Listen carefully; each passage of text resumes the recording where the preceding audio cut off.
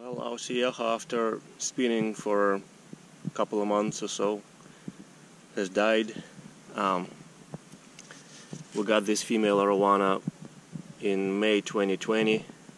Today is May 2023, so it's been 3 years with us. We got her from a family that had her for 8 to 10 years. They said they kept her in a 100-gallon tank, fed her hickory sticks and goldfish feeders. She was pretty skinny and about 2 foot, 24 inches. So in 3 years with us, she grew from 24 to 32 inches, her final size is.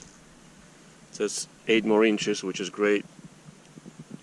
And she added 10 times more the body mass. It was pretty lively, and participated in courtships in the last 2 seasons, in the season of 21 and 22. What else can I tell you about her? She lost one eye, probably because of the gar in the tank. Never happened to us before. This is the first arowana that got an eye poked out on the other side. Both her eyes were drop-eyed, just like this one is. The other one was also too. She started spoiling, so we have this flies attracted. Anyhow,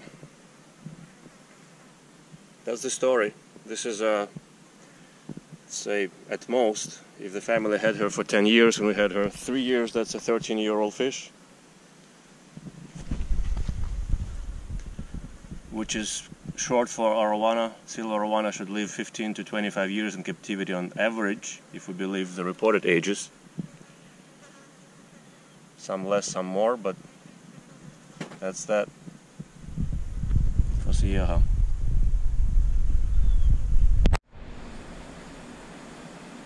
So we have only one silver arowana left, the female Bicarina, all about the same size, 2.5 feet.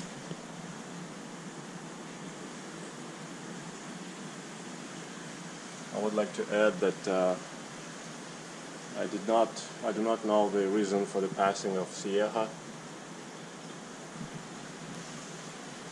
I don't think it's from thiaminase, one of the issues we've lost a lot of fish from, because we corrected the thiaminase issue more than half a year ago.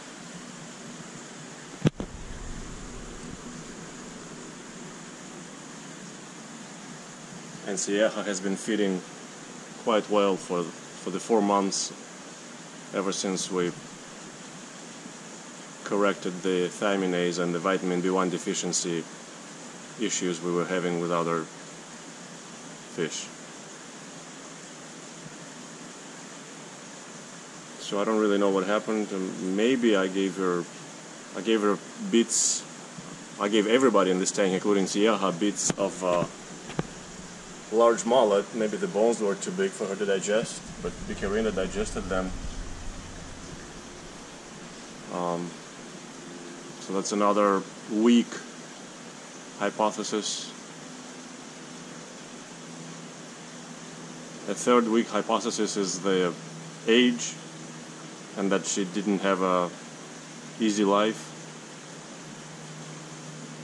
And also, we tend to lose our arowana, at least in the past, at about 10-year mark, which means something is probably lacking in our husbandry, even though most of them were, or 95% of them were rescues. But Flap, our biggest male, the one that was like 42 inches, 10 inches bigger than Hsieha. Flap we raised ourselves here, but he was subjected to a lot of experimentation as we were building our tanks and temporarily holding arowana in the outdoor ponds, in indoor ponds, etc. Flap didn't have a picnic of a life. But anyhow, where I'm heading with this is that our arowana so far don't live past 9 to 12 years, maybe 13 in the case of Hsieha. And they come from tough tanks and tough circumstances, having outgrown, or they should have outgrown their tanks long ago. Judging from some of the tanks we rescue arowana from. So anyhow, long story short, I don't know why Hsieha died. No reason for it. I don't know what. She was spinning because she was trying to maintain the balance. So I think her final disease had to do with her swimming bladder. Whether it was the primary cause or the secondary or tertiary, and the primary cause was different, I don't know.